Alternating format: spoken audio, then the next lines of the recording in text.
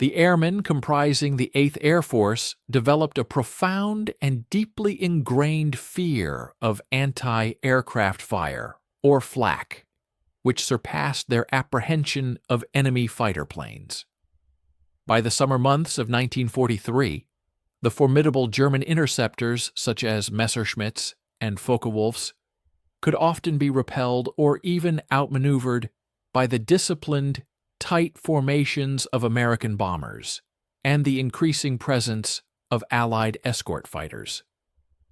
However, the ominous, dark clouds formed by the exploding 88mm shells presented a relentless and pervasive threat, shadowing the bomber streams throughout their perilous journey to the designated targets.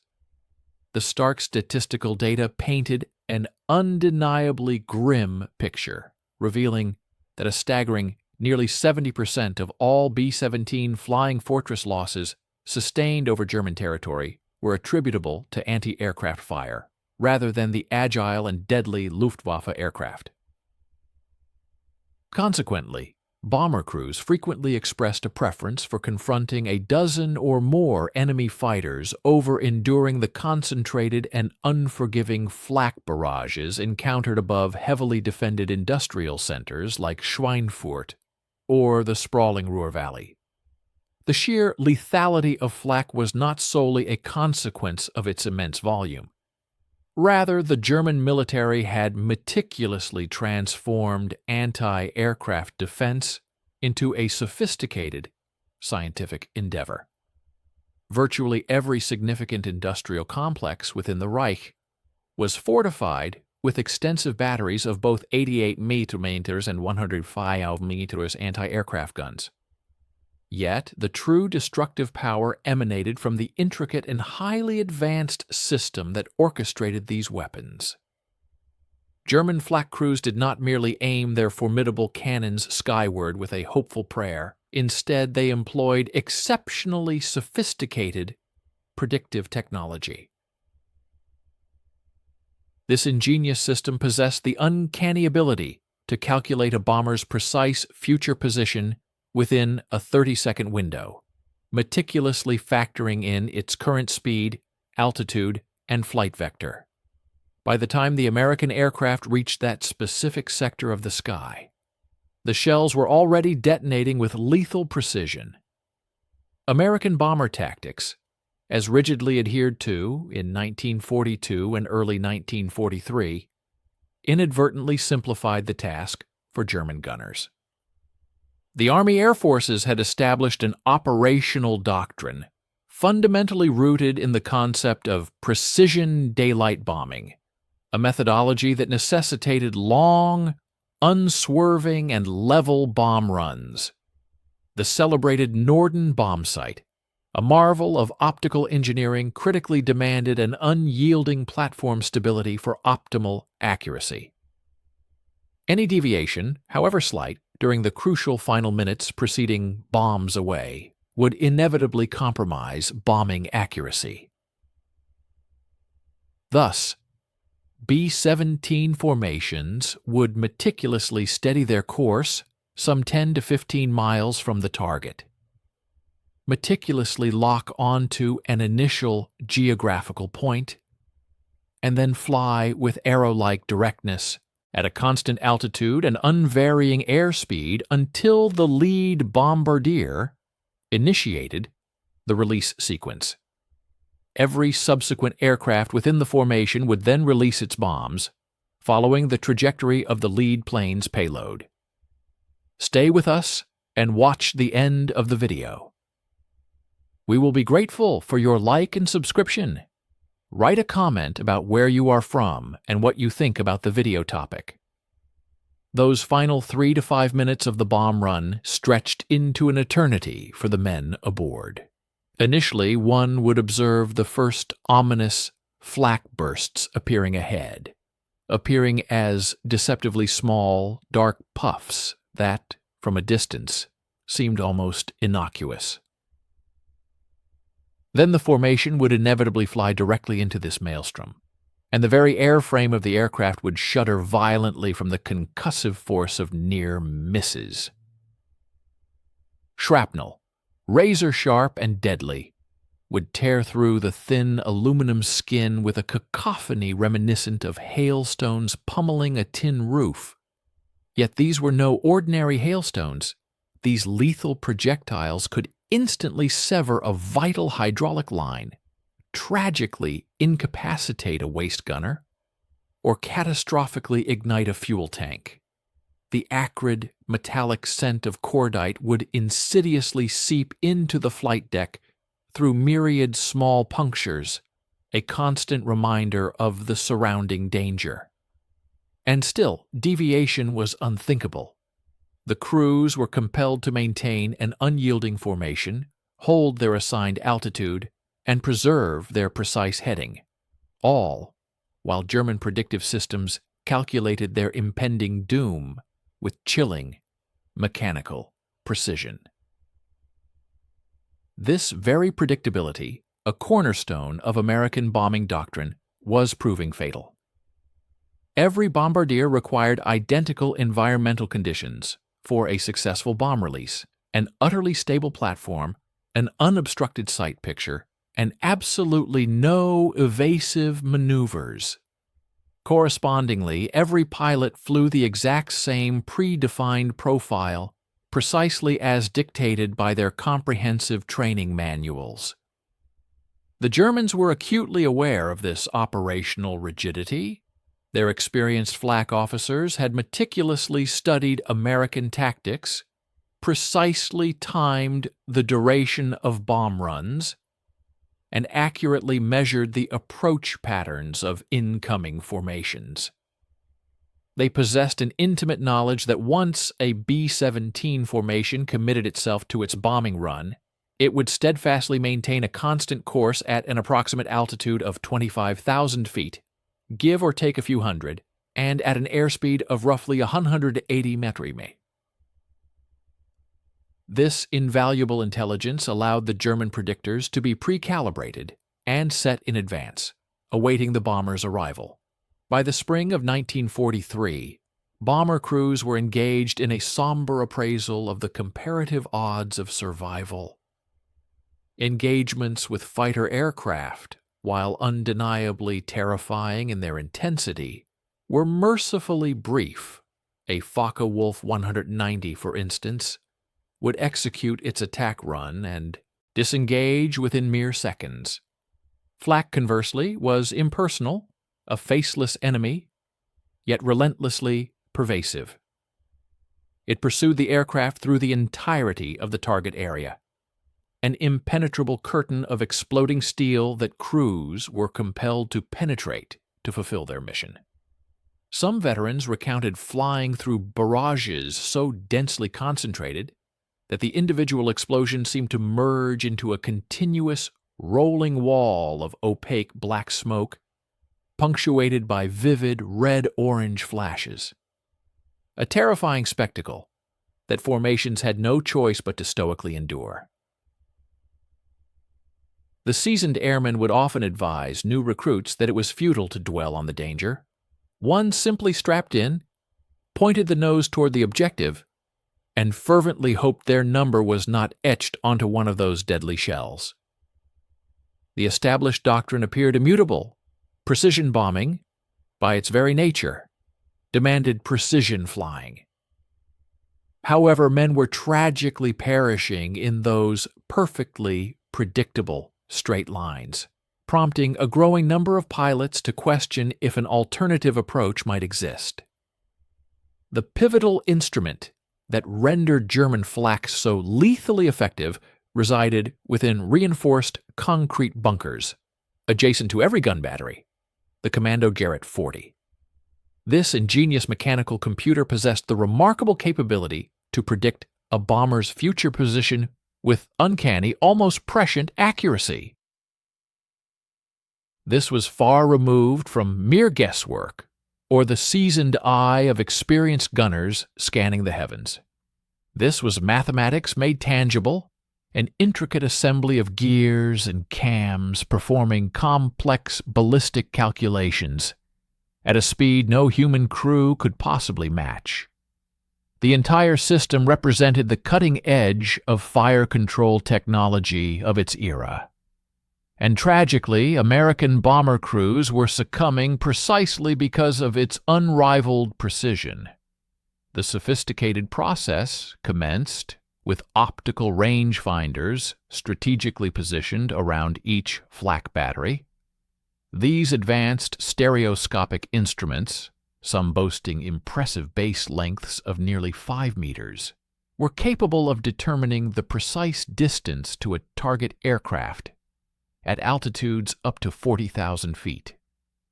Highly trained operators meticulously tracked incoming bomber formations through their optics, continuously transmitting vital range data to the commandogarette via electrical signals.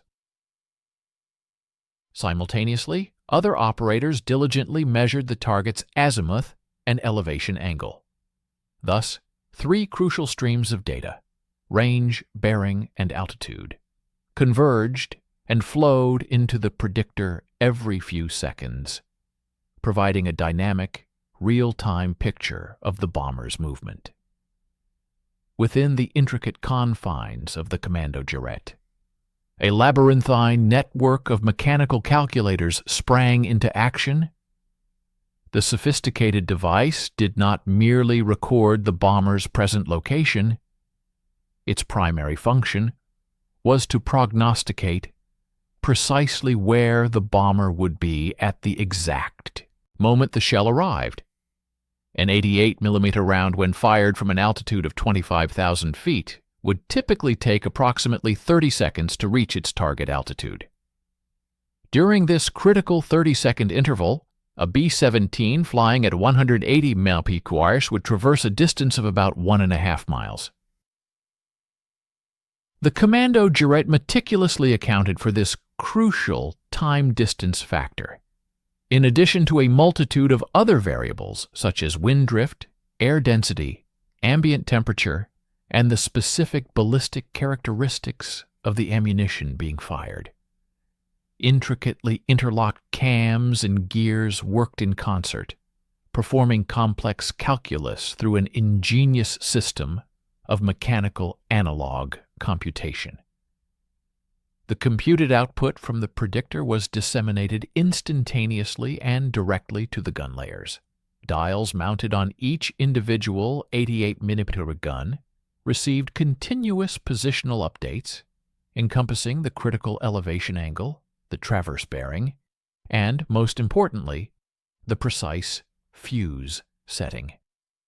German-time fuses in 1943 boasted astonishing accuracy, capable of being set down to tenths of a second.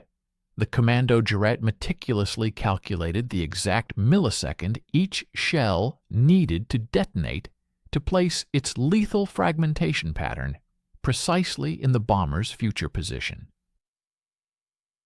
Loaders, following the predictor's solution, would swiftly set the fuse rings, and the gun would fire. Provided the bomber maintained its unwavering course and speed, the mathematical solution proved to be perfect. A proficiently trained German flak battery possessed the capability to unleash 6 rounds per gun into the air every minute. A typical heavy flak battery comprised 6 to 8 such guns, all seamlessly slaved to the same commandogarette. This operational synchronization translated into a devastating barrage of 40 to 50 shells per minute, each one exploding in a precisely calculated position. The predictor would relentlessly refine and update its solution as new tracking data arrived, effectively walking the barrage along the bomber's projected flight path. The catastrophic result was a lethal volumetric box of airspace, meticulously filled with steel fragments, timed to exist in the exact same coordinates as the approaching bomber formation. However, this highly effective system harbored one cardinal prerequisite. It necessitated predictable target behavior. The commandogarette's intricate calculations fundamentally assumed that the target aircraft would steadfastly continue along its current velocity vector. Should a bomber suddenly alter its altitude or airspeed, the Predictors' meticulously derived solution would instantly be rendered obsolete. Yet, the Germans astutely understood American doctrine. They had meticulously studied captured training manuals, skillfully interrogated prisoners of war, and observed hundreds of bombing missions. They knew with certainty that once a B-17 formation committed to its bomb run, it would maintain constant parameters for a critical period of 3 to 5 minutes. The Commando Giret was therefore specifically engineered to unerringly capitalize on this very predictability. By the middle of 1943, the devastating effectiveness of this system was unequivocally quantifiable over heavily defended targets such as Bremen, Hamburg, and the vital Ruhr industrial centers. Flak batteries were achieving unprecedented hit rates that would have been utterly impossible with manual gun-laying techniques. Post-mission damage assessments conducted upon returning aircraft revealed that the vast majority of bombers returning to England bore widespread flak damage, and critically, the shells were bursting at precisely the correct altitude. The fragments were not randomly dispersed. They were arriving exactly where the Predictors calculated they should be. The mechanical brains were demonstrably winning this mathematical duel, and American crews, trapped by their own doctrine, had no immediate answer. They were flying by rigid adherence to doctrine directly into a sophisticated computational trap, and altering that doctrine seemed an intractable challenge. The Norden bombsight demanded unwavering stability, and that very stability was precisely what the Commando Giret required to kill them. Clearly, something had to give. Yet in the summer of 1943, no one could foresee what that something might ultimately be. August 17th, 1943, emerged as a watershed moment, a day that irrevocably forced every assumption and tactic into question. The ambitious double strike against Schweinfurt and Regensburg, two strategic linchpins of German ball-bearing and aircraft production, represented the deepest penetration into German airspace the 8th Air Force had ever dared to attempt. While mission planners had anticipated significant losses, the cataclysmic events that unfolded over those targets far exceeded every dire projection. Of the 376 B-17s that courageously departed English airfields that fateful morning, a stark 60 aircraft never returned. An additional 168 bombers limped back to base, so grievously damaged that many would never be fit to fly again. The casualty rate soared to an unsustainable 20%, a figure well beyond the sustainable threshold for any military operation, highlighting the untenable nature of current tactics. The flak encountered over Schweinfurt was of an unprecedented ferocity, unlike anything crews had previously experienced. Gunners reported barrage concentrations so incredibly dense that the individual explosions merged into a continuous, suffocating black cloud. One pilot, from the 381st Bomb Group, vividly described flying into what felt like a solid wall of smoke, where individual bursts were utterly indistinguishable, simply a churning, turbulent mass of shrapnel and blast waves that violently tossed his heavy aircraft around like a leaf caught in a tempest. The Predictor-directed fire was unleashed with lethal exactitude. Shells were bursting with chilling precision between 23,000 and 26,000 feet, the exact altitude band where the bomber stream was most heavily concentrated, unflinchingly targeted by the unfeeling mechanical calculators below. The aerial stream of bombers, rather than being broadly dispersed, found itself funneled into concentrated danger zones. It became apparent that the casualties sustained were far from arbitrary.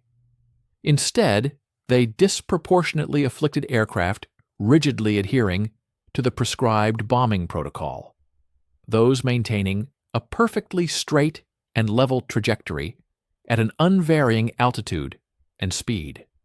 Particularly vulnerable were the lead bombardiers within each formation, whose critical role demanded the utmost stability and the longest commitment to a steady course, thus exposing them to an intensified and prolonged barrage.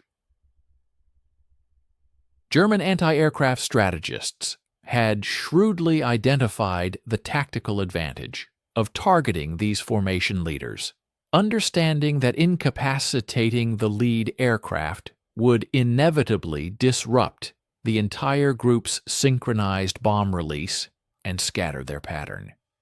This indicated that the sophisticated commando GRAT predictors were not merely operating with cold, mechanical precision, but were being intelligently directed by real-time tactical insights. Back at the nerve center of Bomber Command in High Wycombe, the relentless accumulation of mission statistics landed with the force of a severe shockwave. General Frederick Anderson and his dedicated staff had, from the outset, acknowledged and accepted that the demanding strategy of daylight precision bombing would exact a heavy toll. However, the alarming figures now confronting them painted a stark picture, strongly suggesting that the entire operational framework might be fundamentally unsustainable. Basic arithmetic unequivocally underscored the gravity of the situation. If each arduous deep penetration mission consistently resulted in a 20% loss rate, a crew's statistical probability of successfully completing a full 25-mission tour plummeted to virtually zero. Furthermore, the logistical pipeline for crew replacements proved utterly incapable of matching this accelerating rate of attrition. Training facilities across the United States, already stretched to their absolute operational limits, simply could not generate new aircrews at a pace sufficient to offset such devastating losses. We invite you to stay with us and watch the conclusion of this video. We would be immensely grateful for your like and subscription. Please also share a comment below, letting us know where you are from and your thoughts on this compelling topic. The unfolding crisis was dramatically and tragically affirmed by the second Schweinfurt raid, executed on October 14, 1943. This calamitous day, forever etched into memory as Black Thursday, saw an additional 60 bombers irrevocably lost, with a further 17 so severely crippled that they were deemed beyond repair and subsequently written off. The 8th Air Force had dispatched a formidable force of 291 B-17s against the strategic target. Yet, by the close of that fateful day, a staggering 77 aircraft were missing, representing a catastrophic 26% loss rate. While the crucial ball-bearing plants were indeed struck, the cost in terms of aircraft and human lives was nothing short of devastating. In the grim aftermath of Black Thursday, all deep penetration missions were summarily and temporarily halted. The ambitious bomber offensive, which had been meticulously designed to soften German defenses and pave the way for the monumental D-Day landings, found itself brought to a grinding halt by the formidable and increasingly effective German air defenses. In response, intelligence officers immediately initiated thorough and detailed debriefings, meticulously seeking any discernible patterns that might elucidate why some aircraft miraculously returned while others perished. Their exhaustive investigation involved a careful examination of flak damage on the returning bombers, precisely noting the relative positions where anti-aircraft shells had detonated in relation to the aircraft. Concurrently, they conducted in-depth interviews with pilots and bombardiers, pressing for precise recollections of the exact moments when they observed the most intense concentrations of enemy fire.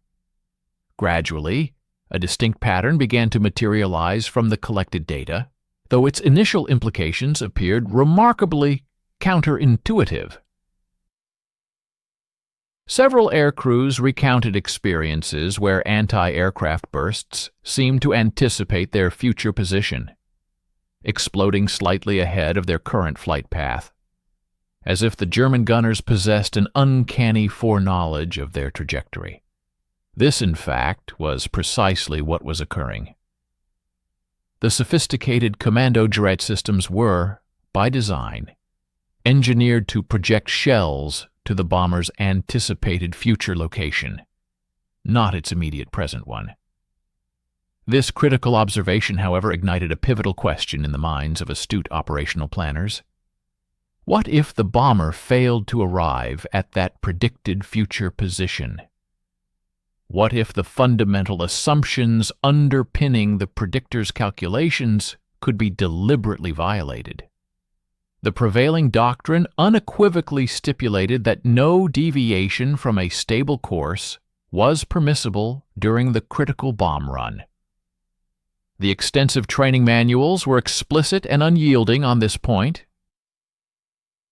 Indeed, the entire theoretical framework of precision daylight bombing was predicated upon an unwavering stability of the bombing platform.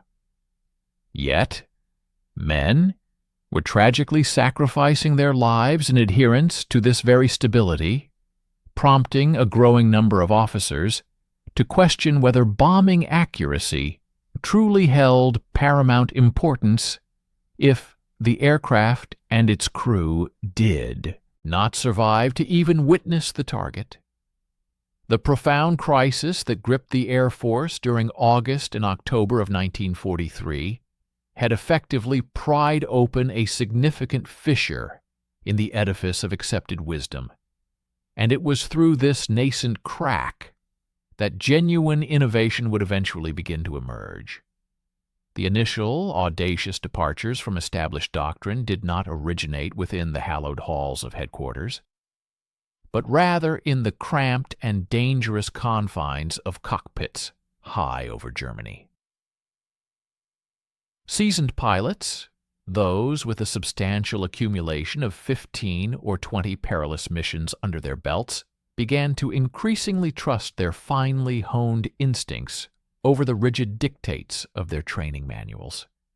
Captain Robert Morgan of the 91st Bomb Group, who would later achieve widespread renown for successfully piloting the iconic Memphis Belle through her entire combat tour, commenced discreetly experimenting with minor altitude variations during his final approach to targets in late 1943.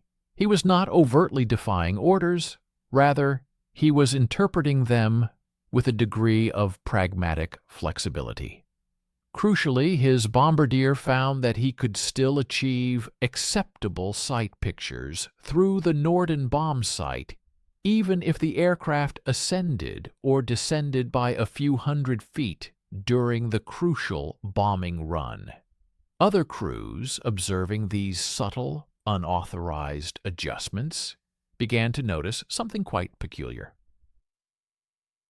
Lieutenant James McLaughlin, at the controls of a B-17 affectionately named Lucky Strike, reported a particularly striking incident over Bremen in November 1943, an event that would be animatedly discussed in crew quarters for many weeks thereafter.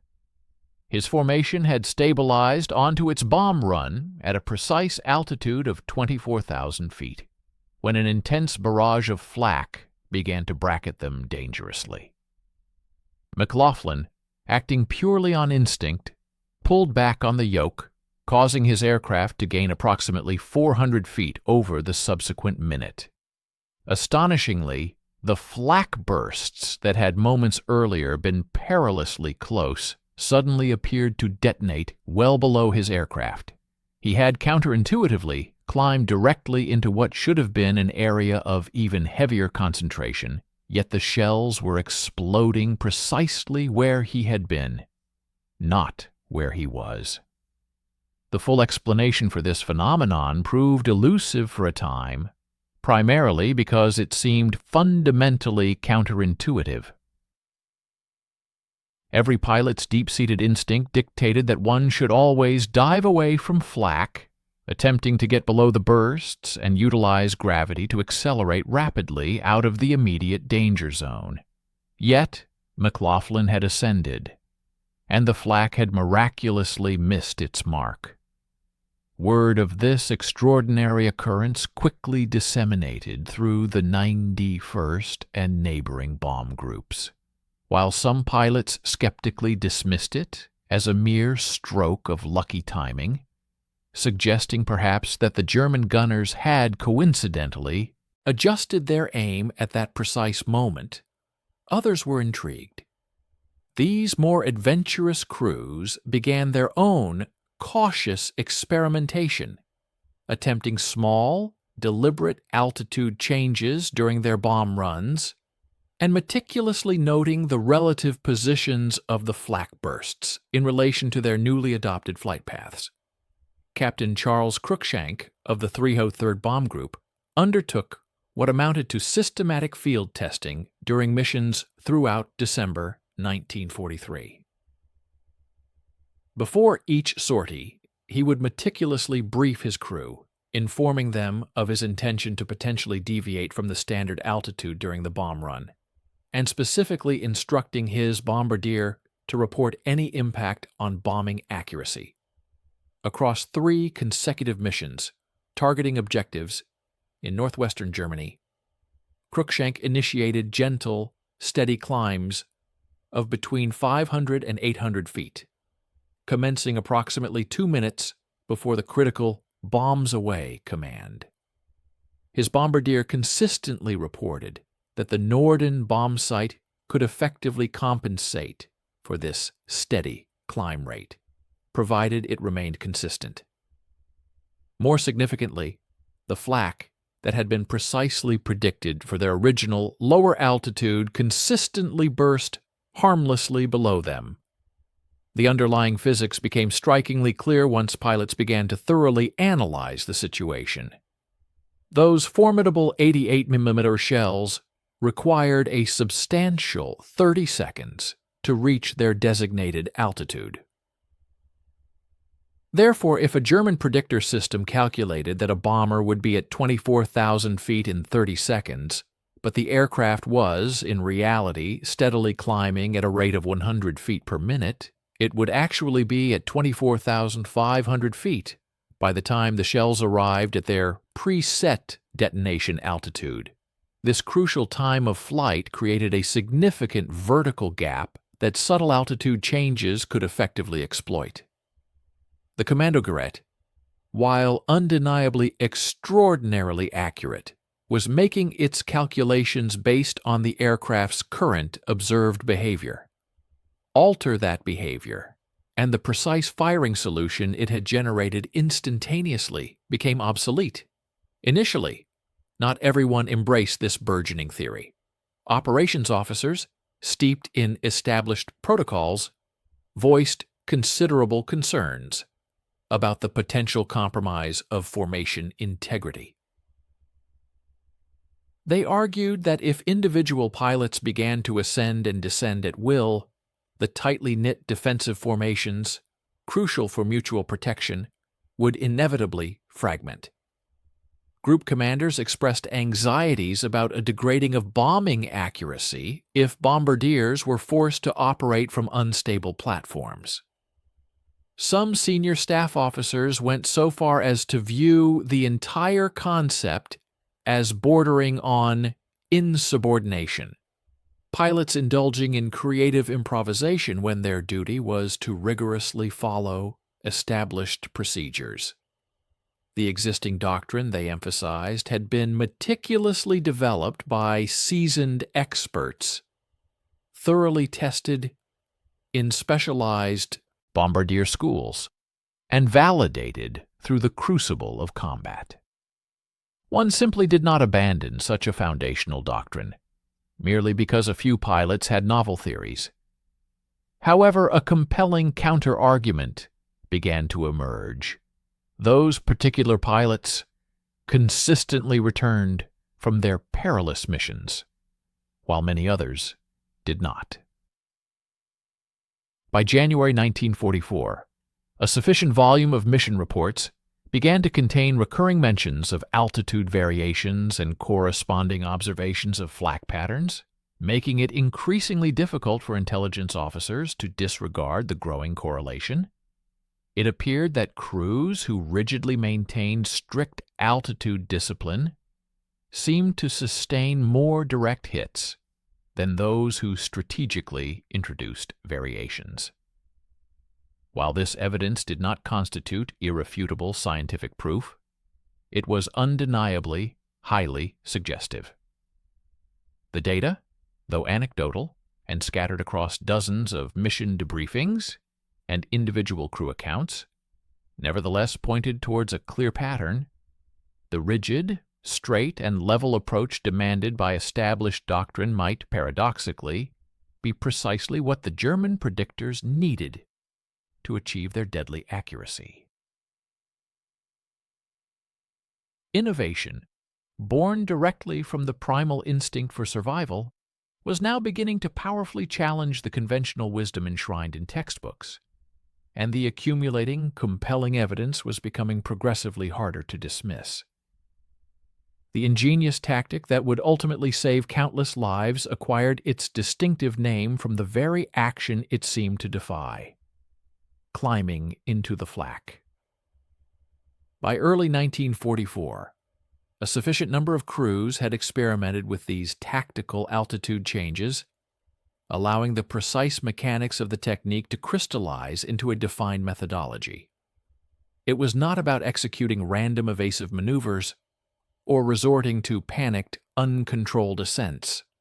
Rather, it constituted a calculated and deliberate exploitation of the critical time gap that existed between the moment German anti-aircraft predictors made their intricate calculations and the subsequent arrival of those calculated exploding shells at a specific altitude. The optimal application of this technique involved initiating a steady, controlled climb of between 500 and 1,000 feet during the final approach to the target, commencing approximately 3 minutes before the crucial bombs away signal. The precise timing of this maneuver was absolutely critical to its success. Initiating the climb too early would simply allow the German tracking stations ample opportunity to feed the new flight data into their commandogerät, which would then swiftly recalculate for the bomber's altered trajectory, negating the advantage. Conversely, beginning the climb too late would deprive the bombardier of the necessary time to establish a stable and accurate sight picture through the Norden bomb sight before the moment of bomb release. The optimal window, or sweet spot, appeared to be around the 2.5 to 3 minute mark.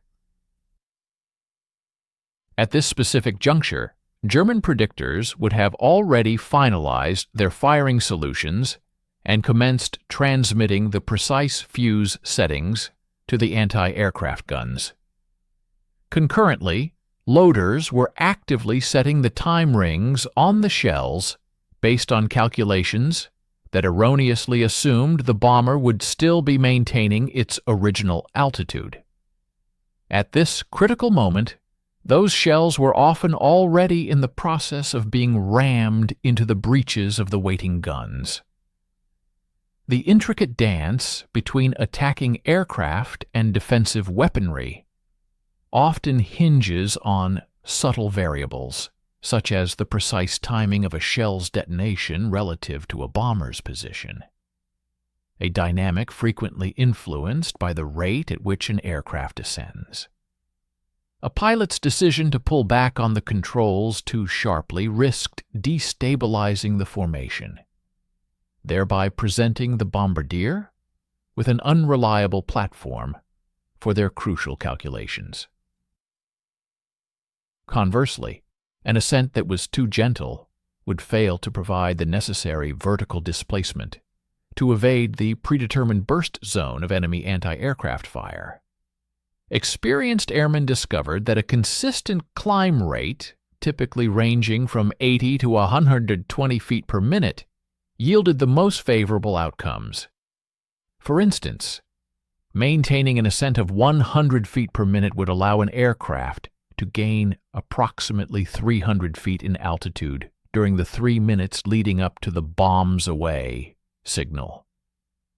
This gain was sufficient to position the bomber safely above the anticipated detonation altitude of predictor-aimed shells, yet it was gentle enough to enable bombardiers to sustain their visual references and refine their targeting computations effectively. Lieutenant William Cassiday, a member of the 384th Bomb Group, vividly recounted in his personal journal the initial instance his crew intentionally climbed into the thick of enemy flak over Frankfurt in February 1944. As their B-17 settled into the bomb run at an altitude of 23,500 feet, the first ominous black clouds of anti-aircraft explosions began to materialize ahead. Defying established doctrine, which typically advocated for maintaining a stable altitude, Cassiday initiated a gradual climb. His co-pilot, understandably concerned, questioned this unconventional maneuver, pointing out that they were actively ascending towards the very explosions they sought to avoid. However, Cassiday steadfastly maintained his climb rate at approximately 90 feet per minute. Soon, the flak bursts that had initially been appearing at their original altitude were now visibly detonating beneath them. They successfully released their ordnance from 24,200 feet, and remarkably, the entire formation returned to base without sustaining any losses over the target area. This tactical triumph was rooted in a fundamental vulnerability inherent in the German fire control system. The Kommandogerät, while capable of generating highly accurate firing solutions, possessed a critical limitation. It could not instantly recalculate its trajectories. After 2 or 3 paragraphs, ask us to stay with us and watch the end of the video. We will be grateful for your like and subscription. Please stay with us and watch the end of the video.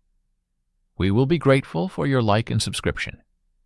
Comment below where you are from and what you think about the video topic.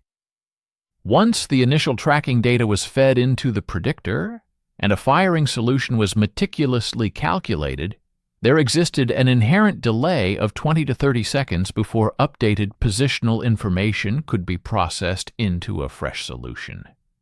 In the interim, shells with fuses preset to explode at a specific altitude, derived from the older data, were already loaded and fired.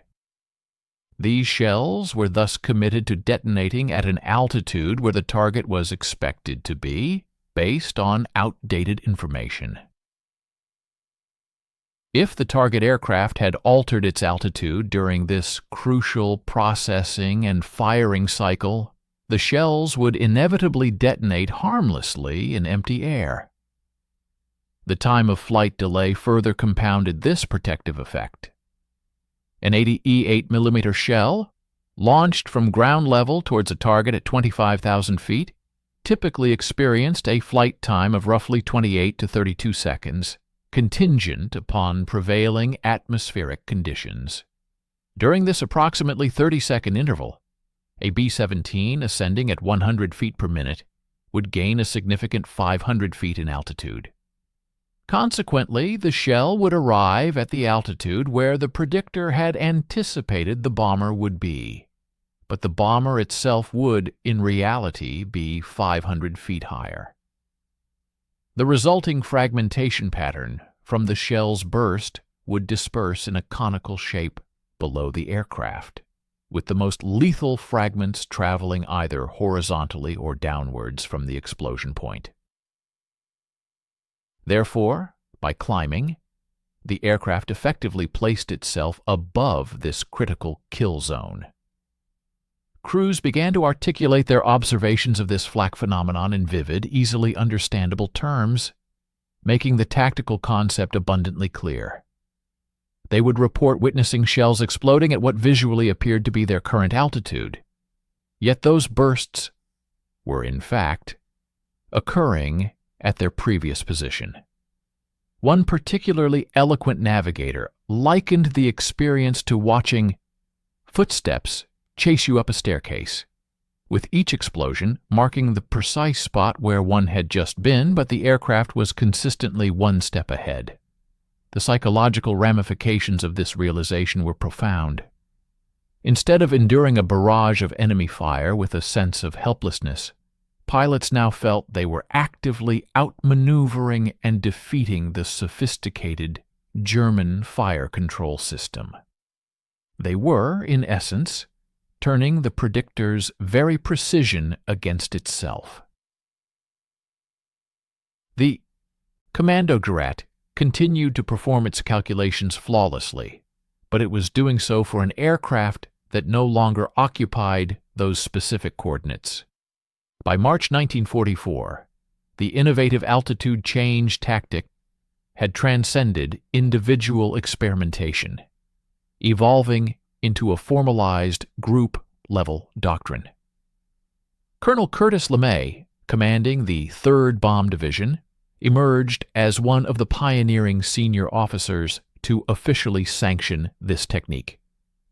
Having meticulously reviewed mission reports and loss statistics, LeMay had forged his formidable reputation through a consistent embrace of tactical innovation. He was credited with developing the highly effective combat box formation, which provided B-17s with overlapping defensive fire, and he possessed a keen discernment for recognizing effective field innovations.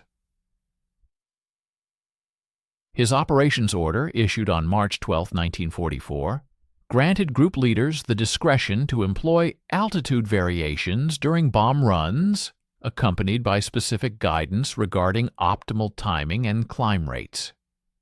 However, the implementation of this new approach was not without its detractors.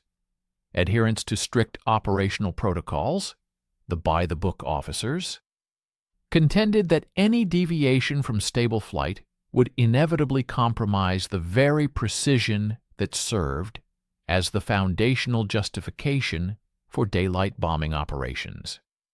If American bombers were to accept the substantial losses inherent in daylight operations, as opposed to adopting the Royal Air Force's night bombing strategy, then those losses absolutely had to yield superior bombing accuracy.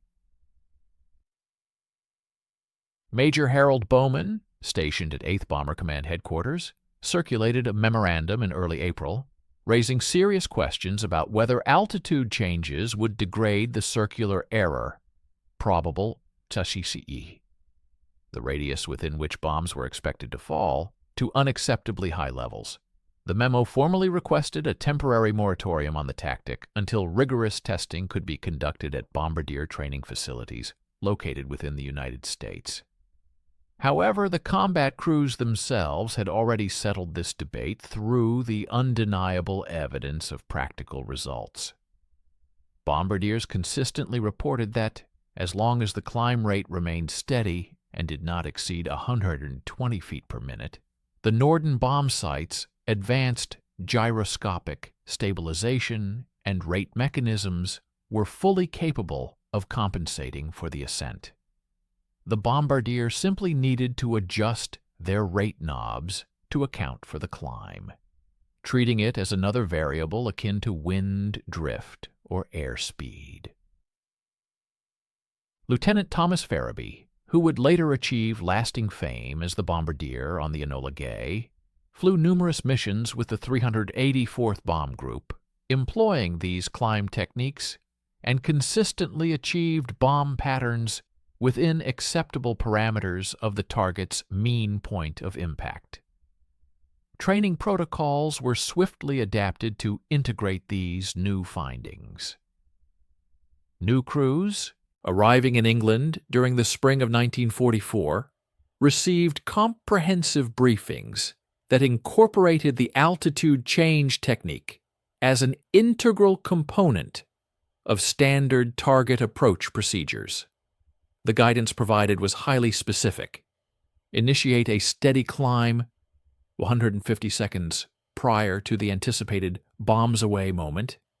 Maintain a consistent climb rate between 80 and 110 feet per minute, and critically, hold that rate constant to ensure the bombardier had a predictable platform. Lead bombardiers, who bore the responsibility for orchestrating when entire formations would release their bombs, were granted additional flexibility to adjust the initiation timing based on real-time observations of flak patterns and German tracking behavior. The widespread adoption of this tactic across the 8th Air Force transpired organically, disseminating through the very fabric of the bomber stream itself.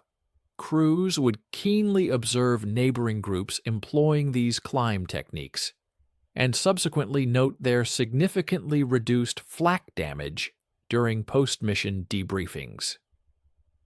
Back at their respective bases, pilots would eagerly compare notes, exchanging insights about what proved effective and what did not. The 91st Bomb Group's experience over Brunswick on April 8, 1944, became a widely circulated and discussed example. This group initiated a climb from 24 into 25,200 feet during their bomb run, while adjacent groups maintained their altitude. The climbing group sustained only 4 aircraft with flak damage, none of which were serious. In stark contrast, the groups holding altitude lost 3 bombers outright and had an additional 11 aircraft severely damaged. News of such dramatic disparities spread far more rapidly and convincingly than any official memorandum could possibly travel. Some groups further refined the basic technique, developing ingenious variations. The 305th Bomb Group, for instance, experimented with a climbing turn, which combined altitude gain with a subtle course adjustment during the final minute before bomb release. This maneuver introduced a lateral displacement in addition to the vertical one, further complicating predictor calculations. Other groups attempted step climbs, where they would maintain altitude for 30 seconds, then rapidly climb 200 feet, and then hold altitude again. However, the consensus that ultimately emerged favored the steady, continuous climb as the most effective strategy. The step climbs, it was found, inadvertently provided German tracking crews with identifiable patterns that they could feed into their predictors, whereas the steady climb presented continuously changing data that was far more challenging to process into accurate firing solutions.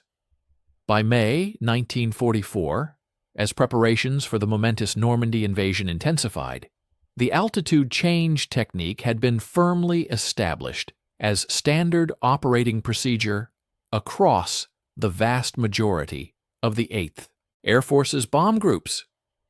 Mission planning documents now explicitly included climb initiation points and target climb altitudes, just as they specified initial points and bomb release lines.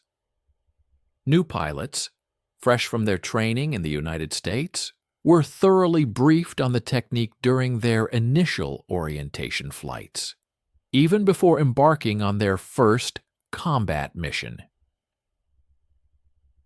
What had initially begun as an unauthorized deviation from established doctrine had, through demonstrated efficacy, become doctrine itself. The bomber force had undergone a profound tactical evolution, adapting to survive against a fire control system that had been decimating formations just a few months prior. This transformative shift occurred not through high-level strategic planning, but rather through the accumulated hard-won experience of the crews who discovered an ingenious way to defeat the very mathematics that sought to kill them. The Germans, naturally, were not oblivious to the evolving dynamics unfolding in the skies above their homeland. By the summer of 1944, Flak battery commanders were submitting reports to their superiors indicating that American bomber formations were no longer adhering to predictable flight parameters during their bomb runs.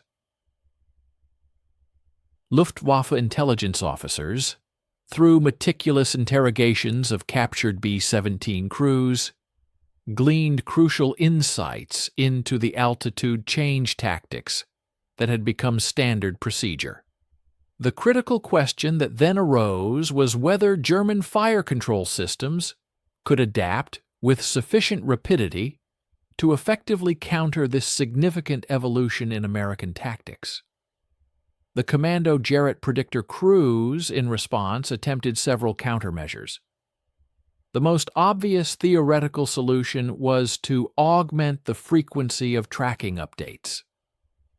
Instead of feeding positional data to the predictor every 8 to 10 seconds, operators endeavored to update the information every 4 to 5 seconds. The underlying theory was sound. More frequent data input would theoretically enable the mechanical computer to detect altitude changes sooner and recalculate firing solutions before shells were irrevocably committed. However, in practical application, the human operators found it impossible to reliably maintain such an accelerated pace. Tracking a bomber at 25,000 feet through optical rangefinders while simultaneously calling out precise measurements every few seconds invariably led to severe fatigue and a corresponding increase in errors. Consequently, the quality of the data degraded significantly when operators were forced to rush. Recognizing the inherent limitations that sometimes manifested when operators were compelled to rush, German engineers embarked on a focused effort to explore modifications to the Commando Jarrett system itself, which formed the core of their anti-aircraft defenses. Certain flak batteries were subsequently equipped with sophisticated predictors featuring supplementary calculating apparatuses. These mechanisms were specifically engineered to discern an aircraft's rate of ascent and to incorporate this crucial variable into their ballistic computations for firing solutions. These advanced versions, officially labeled Commando Jarrett 4041, began to be strategically deployed at vital defensive strongholds protecting key locations such as Berlin and the industrial heartland of the Ruhr Valley by the middle of 1944. While these enhancements offered a minor advantage in theory, they ultimately failed to resolve the fundamental issue of time delay. Even with more precise computations, anti-aircraft shells still necessitated a full 30 seconds to attain their designated altitude, during which time attacking bombers invariably gained an additional 500 feet. Although the predictor could project the rate of climb, any deviation by the bomber, such as an alteration in its ascent rate or a cessation of climbing, rendered the initial estimation inaccurate and ineffective. A further tactical adjustment explored by German military strategists involved modifying fuse settings to generate a more profound vertical pattern of explosions. Conventional operational procedures had previously dictated that fuses be calibrated for exact altitude detonation, which produced a broad horizontal dispersal of shrapnel. However, German ordnance specialists began experimenting with a system of staggered fuse configurations. Certain shells were programmed to detonate at the anticipated altitude, while others were calibrated to explode 200 feet higher, and a third group set for 400 feet above that. This innovative approach aimed to establish a multi-tiered ladder of aerial bursts, specifically designed to encompass or bracket an ascending bomber within its explosive radius. Notably, the formidable 88mm batteries, assigned to protect the critical Merseburg refineries, utilized this method extensively during aerial engagements in September 1944. While this technique undeniably augmented the sheer quantity of explosive shrapnel saturating the airspace, it concurrently diminished the concentration of lethal fragments at any single specific altitude, thereby paradoxically diminishing the likelihood of striking individual aircraft. After 2 or 3 paragraphs, ask us to stay with us and watch the end of the video. We will be grateful for your like and subscription. Write a comment about where you are from and what you think about the video topic. The most impactful counter-tactic devised by German forces ultimately proved to be not a technological breakthrough, but rather a significant procedural alteration, initiating engagement much earlier. Anti-aircraft batteries commenced firing at extended distances, targeting bomber formations from a range of 8 to 10 miles away from their intended objectives, as opposed to their previous practice of delaying engagement until the aircraft were within 5 miles. This strategic shift compelled American pilots to initiate their evasive ascent maneuvers earlier in their approach trajectory, consequently affording German tracking personnel a prolonged window to monitor the altitude shifts and input refreshed data into their predictor systems. Certain batteries reported enhanced accuracy utilizing this revised methodology, particularly in the vicinity of heavily fortified targets, such as the vital synthetic oil production facilities at Luna. Nevertheless, these increased engagement ranges inherently meant that shells traversed a greater expanse of atmosphere, a factor that invariably diminished their precision and overall efficacy, even when their fuse settings were accurately calibrated. Furthermore, German anti-aircraft doctrine underwent a significant reorientation, moving towards a strategy of barrage fire across predetermined zones, rather than the meticulous tracking of individual aircraft. This fundamental shift marked a philosophical departure from the sophisticated, precision-oriented fire control mechanisms that had rendered the Commando Jarrett system so exceptionally lethal. Instead of meticulously computing exact interception points, batteries were instructed to inundate vast segments of airspace with a deluge of shells, deployed at diverse altitudes and with varied fuse settings. This widespread technique quickly earned the moniker Flak carpets among Allied bomber crews, vividly describing the formidable, dense fields of explosive bursts that an entire formation was compelled to traverse, irrespective of any altitude adjustments they attempted. This approach, however, proved immensely demanding in terms of resources, consuming colossal quantities of ammunition and necessitating larger concentrations of anti-aircraft guns, resources that Germany's progressively deteriorating industrial capacity found increasingly arduous to supply. By the autumn of 1944, the overall effectiveness of German flak defenses had demonstrably diminished, even in the face of augmented gun concentrations protecting crucial targets. A comprehensive statistical analysis conducted by 8th Air Force Intelligence revealed a marked reduction in bomber loss rates attributable to flak, plummeting from the catastrophic figures observed in late 1943 to far more manageable and sustainable levels. Missions that would have previously resulted in the loss of 20 aircraft in 1943 were now experiencing casualties of only 8 or 10. It is important to note that the efficacy of altitude change tactics was not the sole determinant in this improvement. Other contributing factors included an increase in Allied fighter escort, advancements in bomber formation strategies, and a discernible degradation in the training standards of German anti-aircraft crews. Nevertheless, the tactical adaptation of altitude changes had undeniably and significantly curtailed the overall effectiveness of the predictor system.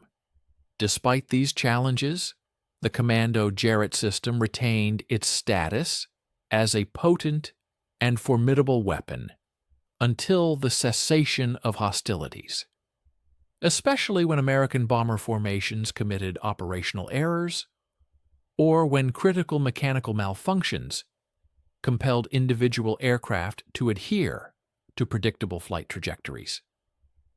However, it never recaptured the unparalleled degree of mathematical precision and certainty in its targeting capabilities that it had unequivocally demonstrated throughout 1943. The formidable technological superiority once held by the German anti-aircraft system had been effectively neutralized, not through the deployment of more advanced American technology, but rather through ingenious tactical adaptation. The Allied bombers had not overcome the sophisticated predictor system by means of superior engineering or innovative hardware. Instead, they had triumphed by simply refusing to conform to the predictable behavioral patterns that the system's original designers had fundamentally assumed.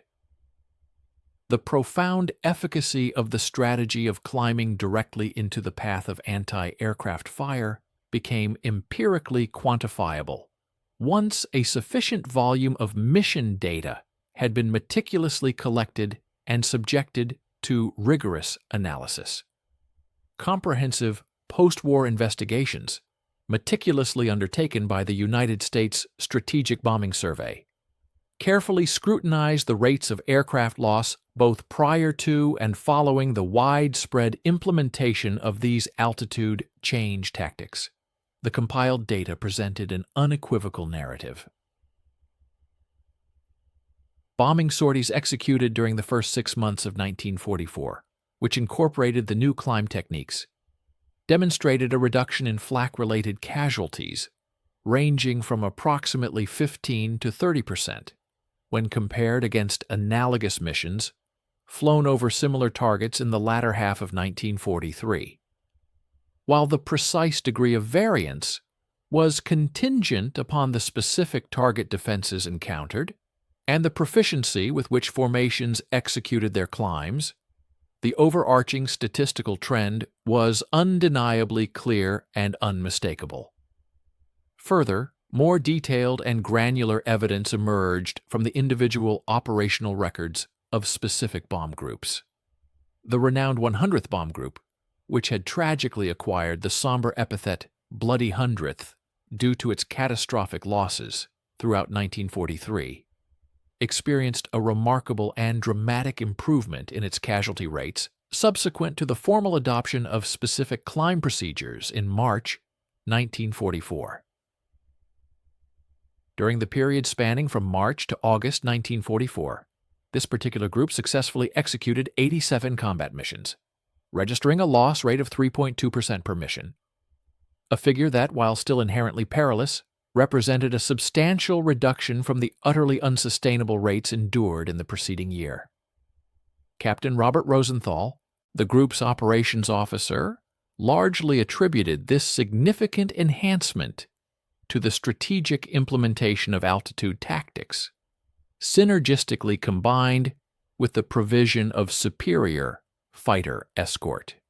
Surviving aircrews from this distinguished group consistently recalled and emphasized the climb technique as a critical innovation that afforded them a tangible fighting chance against the previously devastating precision of predictor-directed anti-aircraft fire. The far-reaching influence of this innovative technique extended well beyond merely enhancing immediate survival statistics. It fundamentally reshaped the perceptions of bomber crews regarding their own vulnerability in combat. In the grim year of 1943, enemy anti-aircraft fire, or Flak, was largely perceived as an impersonal and unavoidable force of nature, something akin to inclement weather, which crews simply had to stoically endure. However, by the middle of 1944, a profound understanding had permeated the ranks. Crews realized they possessed the agency to actively counteract this threat through skillful and precise flying. This significant psychological transformation held immense importance for crew morale. Pilots began to feel less like defenseless targets, passively awaiting their fate, and more like active, engaged participants in a dynamic, tactical engagement. Consequently, training programs began to explicitly underscore this newfound empowerment. Freshly assigned crews were instructed that their role transcended merely piloting aircraft. They were operating within a sophisticated electronic and mechanical warfare landscape where their judicious tactical decisions held the potential to effectively neutralize or defeat enemy defense systems. The enduring legacy of this audacious tactic, the deliberate act of climbing into the flak, reverberated far beyond the immediate conclusion of World War II. Officers engaged in Air Force tactical development meticulously examined the technique's proven success, integrating its lessons into the formulation of operational doctrine for bomber deployments in subsequent conflicts. The core principle, asserting that the deliberate introduction of unpredictability into flight parameters could effectively circumvent prediction-based fire control systems, became a cornerstone of evasive tactics. During the Korean War, for instance, B-29 crews confronting Soviet-designed, radar-guided anti-aircraft artillery employed modified iterations of the altitude change technique. The underlying physics remained constant, even as the predictor technologies advanced from rudimentary mechanical calculators to nascent electronic systems. Even the advent of the jet age did not diminish the pertinence of this crucial lesson. During the tense atmosphere of the Cold War, Strategic Air Command's B-52 crews underwent rigorous training in terrain-following penetration profiles, continuously altering their altitude to confound Soviet surface-to-air missile calculations. While these missiles were considerably swifter than the venerable 88mm shells and their guidance systems were electronic rather than mechanical, the fundamental principle held firm. A constant altitude rendered an aircraft predictable, and predictability in such an environment was inherently lethal.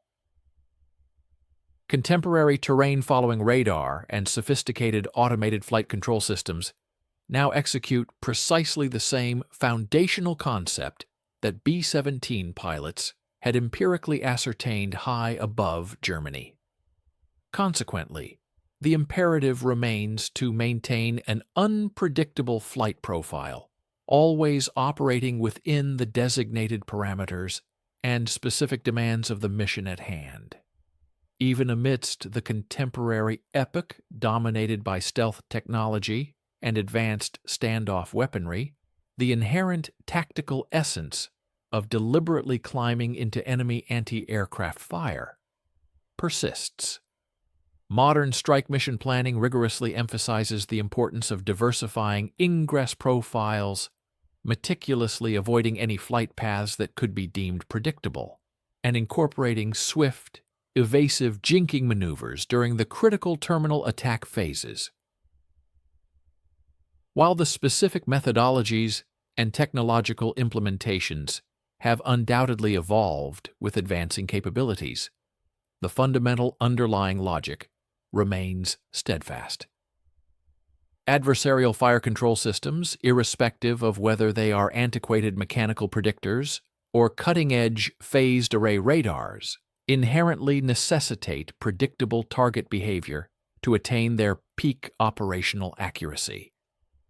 By actively denying them that crucial predictability, their overall effectiveness is inevitably and significantly degraded. The compelling narrative of B-17 pilots deliberately ascending into the maelstrom of anti-aircraft fire transcends the mere account of a singular tactical innovation. It serves as a powerful testament to the remarkable capacity of military organizations to adapt and evolve when established doctrine confronts the harsh realities of combat, and when reality ultimately prevails. The Army Air Forces had previously dedicated immense resources to the meticulous development of a comprehensive doctrine for precision daylight bombing. This doctrine had undergone extensive testing, rigorous refinement, and formal codification within official training manuals, representing the officially sanctioned methodology for conducting aerial operations. However, when this approved operational approach began to inflict unsustainable casualty rates upon aircrews, the organization demonstrated sufficient flexibility to undergo a crucial evolution. The impetus for this innovation emerged organically from the grassroots, directly from the pilots and crews on the front lines, who placed their trust in their practical observations and experiences over the dictates of their training manuals. Thus, successful adaptation was largely attributable to the fact that leadership at various echelons recognized the validity of these field-originated innovations and actively facilitated their widespread adoption. Commanders such as LeMay, for instance, could have rigidly insisted upon strict adherence to established doctrine, potentially resorting to court-martialing pilots who deviated from approved procedures. Instead, they judiciously reviewed the empirical evidence, acknowledged the undeniable effectiveness of the new methods, and subsequently formalized what was demonstrably working. This crucial organizational flexibility, this inherent willingness to glean invaluable lessons from the very individuals actively engaged in the fighting, may have been as profoundly important as the tactic itself. The intrepid crews discovered a viable means of survival, and the command structure exhibited the wisdom to permit them to do so. Thousands of airmen returned home from World War II, a direct consequence of someone discerning that ascending towards the exploding shells offered a more logical and effective strategy than passively maintaining a steady course within the Predictors' precisely calculated kill zone. The mathematical models had declared it impossible. Official doctrine had pronounced it incorrect. Yet, the testimony of the survivors unequivocally affirmed that it worked. This, then, is its enduring legacy.